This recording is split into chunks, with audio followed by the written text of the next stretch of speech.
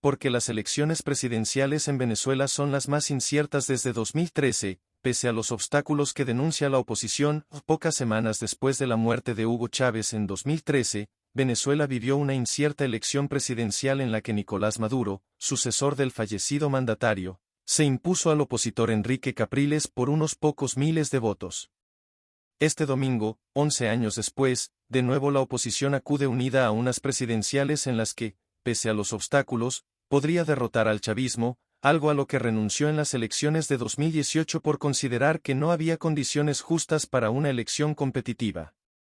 Los comicios en los que el actual mandatario Nicolás Maduro competirá con Edmundo González Urrutia, candidato de la Plataforma Unitaria, que agrupa a los partidos opositores de mayor peso, son los primeros ocurridos en el último cuarto de siglo en los que la oposición goza de una evidente ventaja en las encuestas. Esta es la elección más compleja que ha enfrentado el chavismo y la mejor que ha enfrentado la oposición en términos de su capacidad de obtener un resultado favorable, fundamentalmente debido al alto nivel de deseo de cambio y de apoyo al candidato opositor, dice Luis Vicente León, presidente de la consultora Datanálisis, en una entrevista con BBC Mundo. Este es el momento donde hay mayor fuerza de preferencia opositora de cualquier evento presidencial en 25 años de revolución bolivariana, o sea, es la mejor posición que la oposición ha tenido y el riesgo más alto que el gobierno ha enfrentado, agrega. Aunque durante meses numerosas encuestas independientes han otorgado una ventaja de más de 20 puntos a González Urrutia y han indicado un marcado rechazo hacia la reelección de Maduro, desgastado por la larga crisis del país, los analistas advierten que los resultados están lejos de estar garantizados.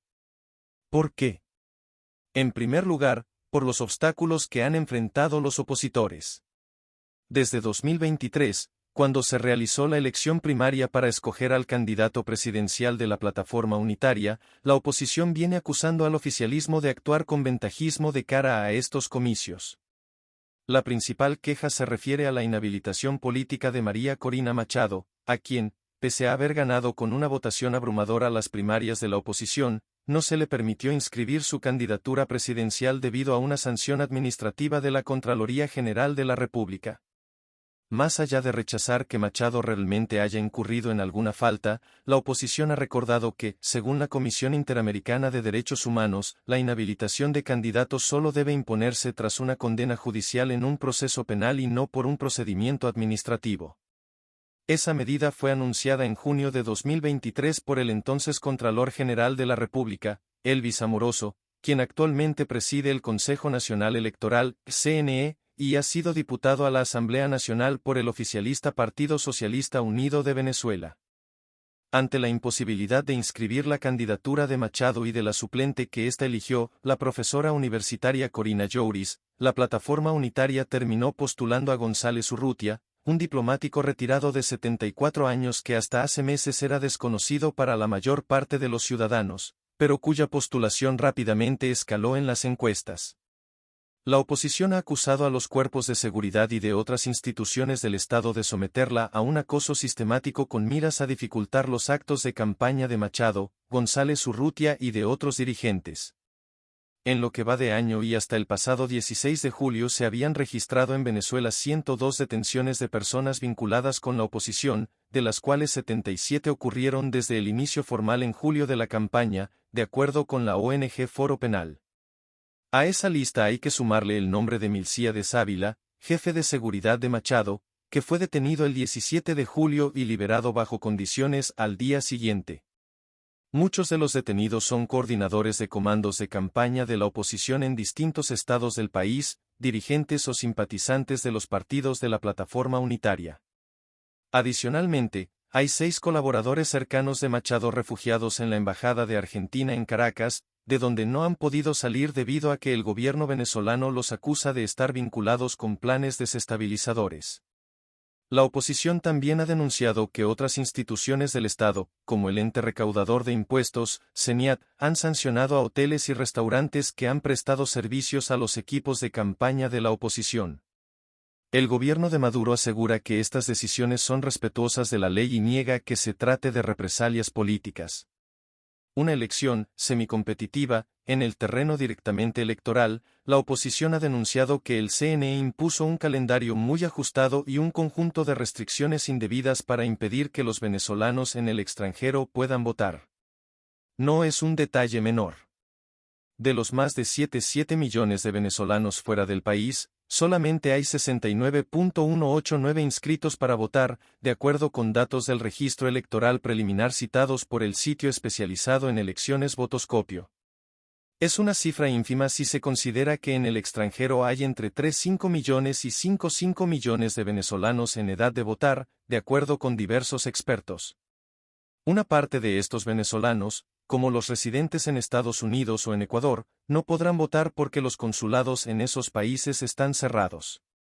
Otros, sin embargo, no lograron inscribirse o actualizar su registro en los consulados de los países donde viven debido al calendario restringido impuesto por el CNE o porque la ley electoral aprobada bajo el chavismo exige requisitos difíciles de cumplir por la reciente diáspora, como la posesión de un permiso de residencia o de un pasaporte venezolano vigente.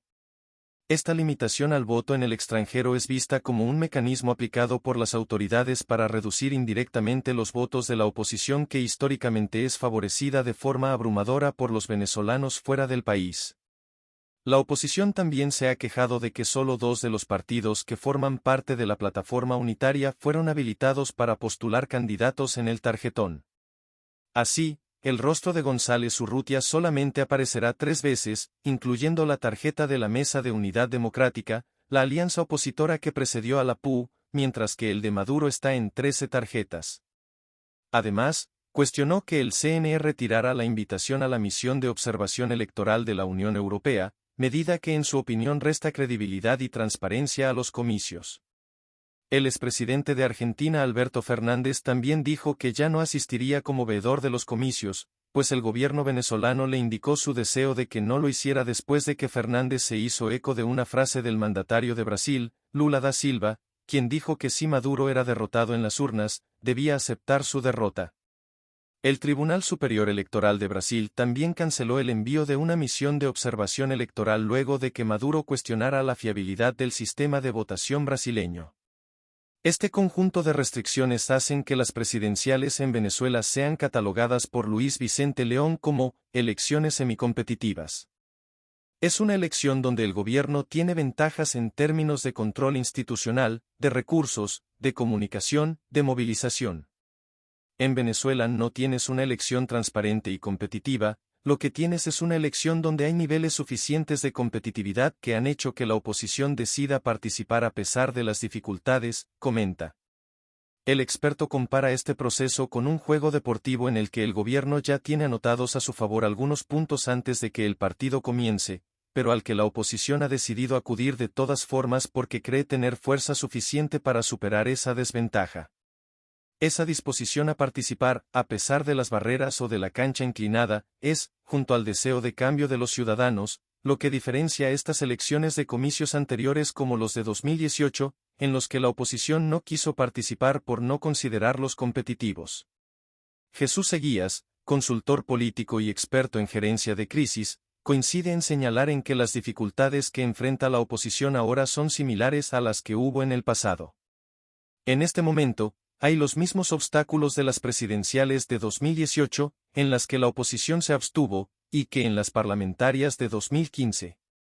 En esa ocasión, con una autoridad electoral controlada totalmente por el gobierno, inhabilitaron a varios partidos y candidatos de la oposición, usaron los poderes del Estado e hicieron lo impensable, pese a lo cual la oposición arrasó en las votaciones, lo que se juega el chavismo. Durante el último cuarto de siglo, el chavismo ha controlado prácticamente todas las palancas institucionales en Venezuela.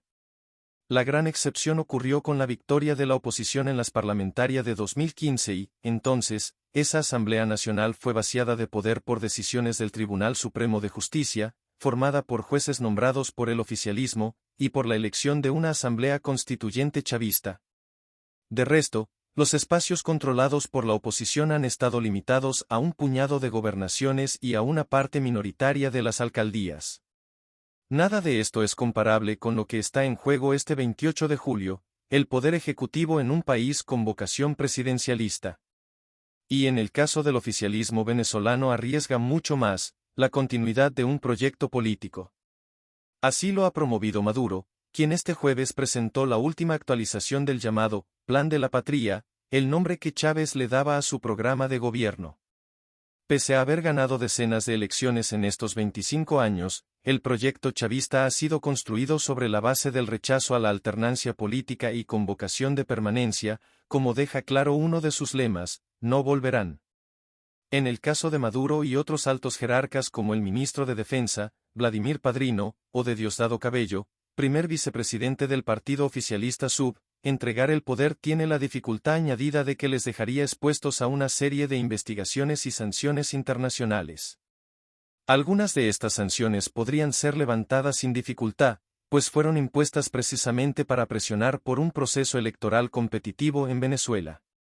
Esa posibilidad de olvido, sin embargo, no está tan clara en el caso de las investigaciones por supuestas violaciones a los derechos humanos, como la que adelanta la Fiscalía de la Corte Penal Internacional contra Venezuela, aunque en esta, hasta ahora, no hay ninguna persona en particular que haya sido señalada hasta ahora. Poder institucional versus deseo de cambio. Aunque las encuestas colocan a la oposición en una posición favorable, tanto León como Seguías advierten que los resultados al final dependerán de la movilización de los votantes de cada opción. A la oposición lo único que le interesa es que sus electores vayan a votar de forma masiva, porque si no lo hacen, gana el gobierno en forma automática, dice Seguías a BBC Mundo.